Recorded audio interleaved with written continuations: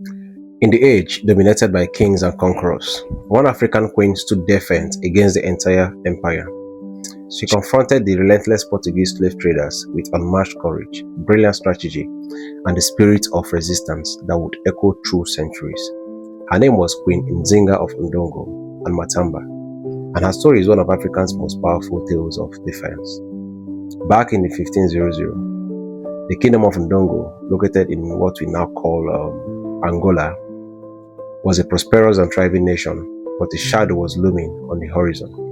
The Portuguese had arrived, driven by an insatiable hunger for land, for power, and most tragically for human lives to fuel the horrific transatlantic slave trade.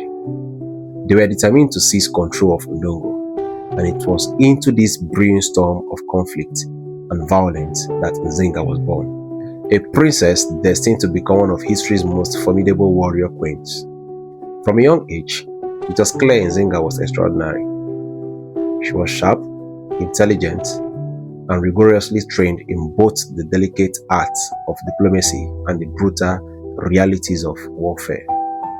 This unique combination of skills would define her reign.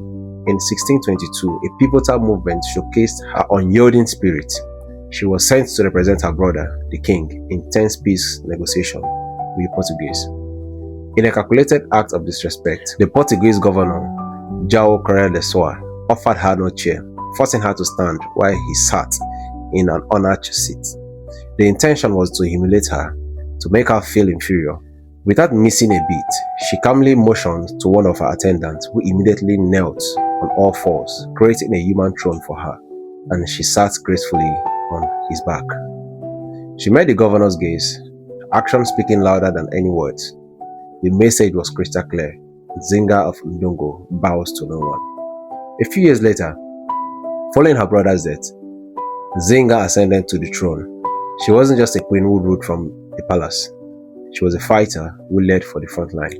For decades, Queen Nzinga waged a relentless war against the Portuguese invaders. She proved to be military genius, forging strategic alliances with neighboring kingdoms, and even with the Dutch, the rivals of the Portuguese. She masterfully led her armies into battle, often dressing as a male warrior to inspire her troops. When direct confrontation wasn't working, she adopted pioneering guerrilla warfare tactics that baffled the larger, more conventional Portuguese forces. She led her people on a great exodus, relocating them to the kingdom of Matamba to escape capture and rebuild their strength, ensuring their survival and continuing the fight. Her brilliance wasn't confined to the battlefield. Nzinga was a master diplomat who played the long game. She understood the power of perception and politics. At times, she would strategically embrace Christianity and even get baptized, taking the name Ana de Salsa to gain a political advantage and negotiate more favorable terms with the Portuguese. At other times, she would reject it, rallying her people by strengthening their traditional beliefs and local customs. She was a chameleon, consistently adapting to every new challenges, expertly turning any perceived weakness into a formidable strength. The Portuguese, both frustrated and grudgingly impressed, described her as a woman who fights with the ferocity of a man, but to her own people, she was much more. She was a mother, a fierce protector, and a queen who embodied the very soul of resistance, refusing to ever surrender over freedom. Queen Nzinga ruled for nearly 40 years, a remarkable reign of continuous struggle and defiance, until her death at the age of 80 in 1663, while she couldn't untimely drive the Portuguese out of her land completely. Her incredible resistance significantly delayed her colonial conquest for generations.